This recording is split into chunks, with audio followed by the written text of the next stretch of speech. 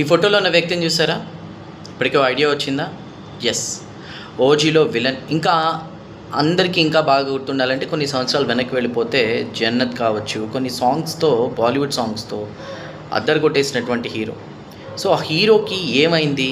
ఆ సర్జరీ అదంతా ఏంటి పిక్స్ అనుకుంటున్నారా?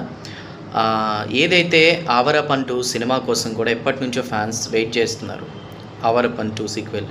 సో దీనికి సంబంధించి కూడా షూటింగ్స్ జరుగుతూ ఉండగా, సో రాజస్థాన్లో షూటింగ్ జరుగుతుంది. ఆ షూటింగ్ జరిగేటువంటి ప్లేస్లో ఒక సీన్ కోసం చేసినటువంటి స్టంట్ వల్ల కూడా ఆయనకి ఏదో కడుపులో ఒక టిష్యూ టేర్ అయిపోయింది. సో సీరియస్గా దానికి సంబంధించిన సర్జరీ జరిగింది. సో సర్జరీ తర్వాత చాలా మామూలుగా అయితే హీరోలు వాళ్ళు ఏంటంటే కొన్ని రోజులు ఎక్కువగా రెస్ట్ తీసుకోమంటారు. ఈవెన్ డాక్టర్స్ కూడా ఇమ్రాన్ హష్మీకి అదే చెప్పారు, కానీ ఫ్యాన్స్ ఎదురు చూస్తున్నారు.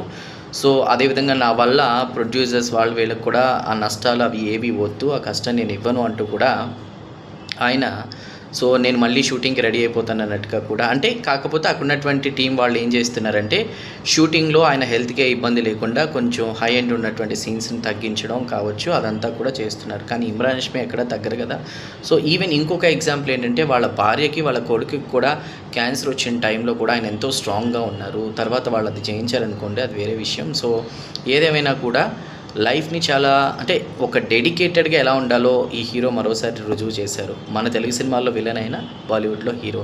సో నిజ జీవితంలో కూడా హీరోలా ఉండాలని, సో ఒక బెస్ట్ ఎగ్జాంపుల్ అనమాట.